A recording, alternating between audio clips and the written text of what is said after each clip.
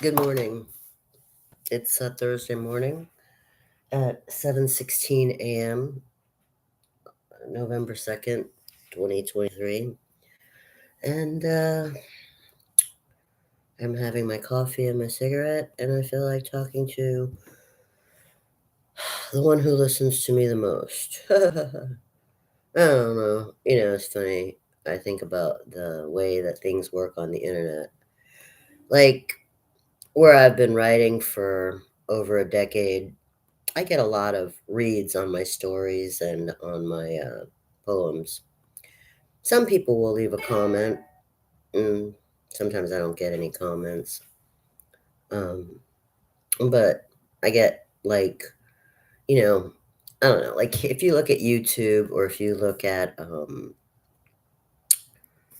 other uh, websites that where you're, sharing something, a video or a writing piece.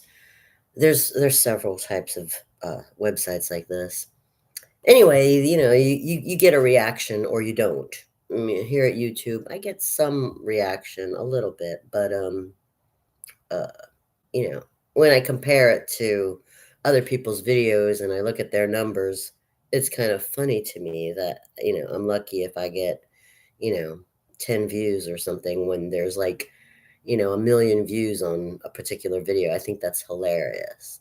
So I think it's kind of funny. So I don't really do my YouTube stuff because I have so many subscribers or because I have such a, incredible reaction. And most of these videos I mark not for kids, um, because I never know if I'm going to curse or not.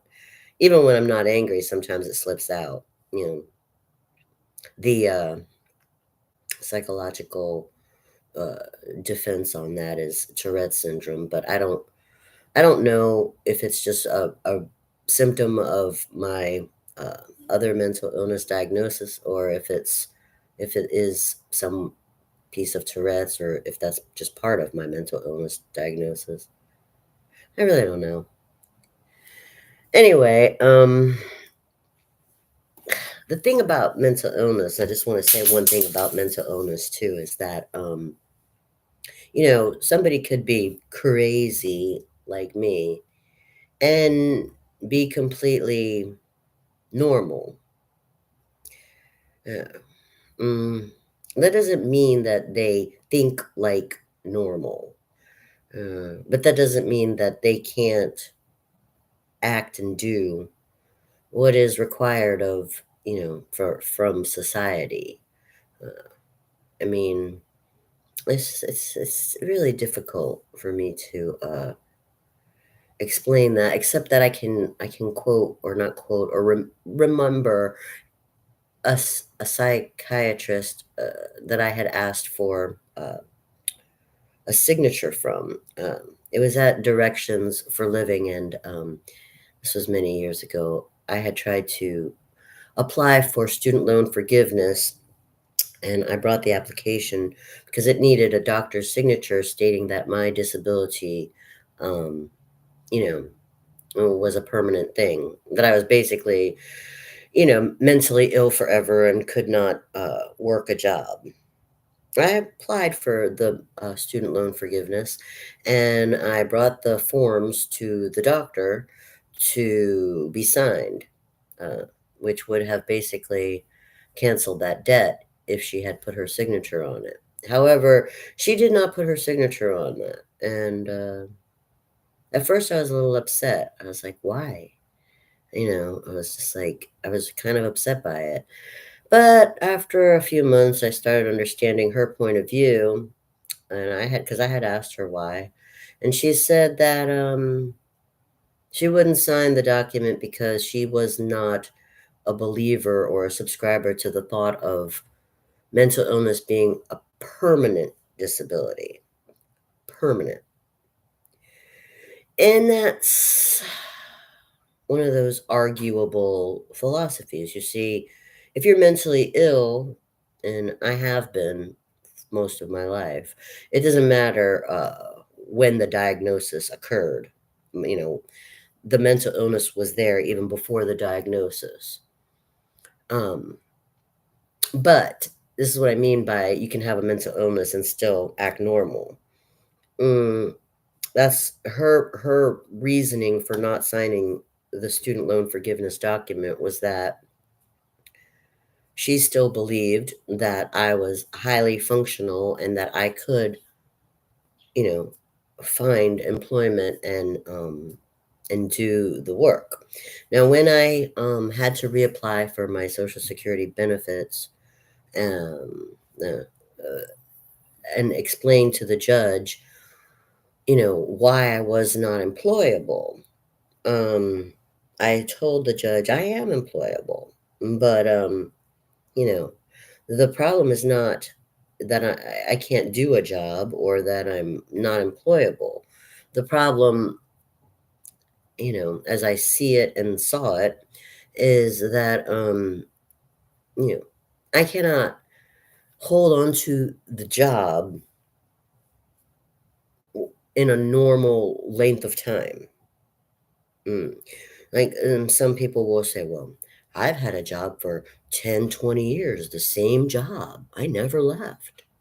And that general consensus is that that's normal.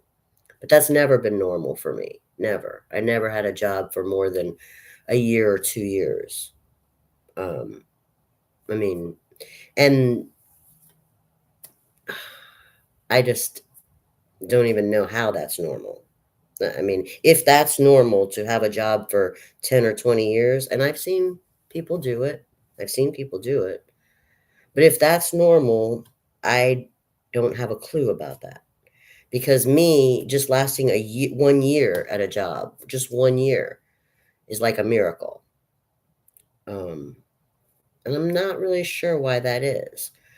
I've been trying to understand myself about this for, you know, my career life and all my life, just trying to understand why is it that after 1 year, I mean, I just either get fired or I quit.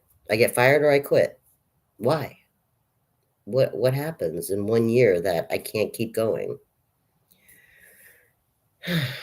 And I know in the better jobs that I had, it wasn't like I didn't want the job, but I left because I knew that my mental illness issues were getting to the point where this is why they have the Baker Act. The Baker Act is, are you a danger to yourself or others? Why don't they give guns to mentally ill people? Because they're a risk factor. They already have a mental illness. They could either they're already, you know, uh, in the danger zone of committing suicide or possibly hurting somebody else. So they don't want to give a gun to someone like that. Well, it's the same thing with why I can't get past that first year in an employment situation. You see, um, what happens is that after I work, the grind, the 40-hour work week or whatever, sometimes it's more, sometimes it's less. But after working week after week after week for a year, my mental illness gets to a point where it's not just, I don't like this. It's not like that. I get to the point where I know I'm becoming a danger to myself or others. And so I leave or I do something stupid and get fired. And this is and the judge agreed, understood what I was explaining, and I was granted my Social Security. But I don't like it. And I'm frustrated every day about wanting to work because I'm so limited in my income.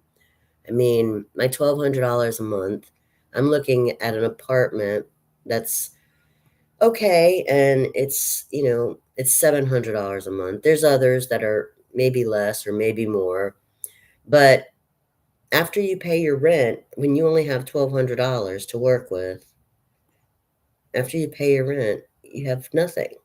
So of course I want to be employed and make more than what Social Security gives me. Of course I do. I mean, because I would like to have things that I didn't have much of. But if I can't last more than 1 year, then what's the point? And this is the frustration that I go through every day, trying to figure out which way to go and what to do.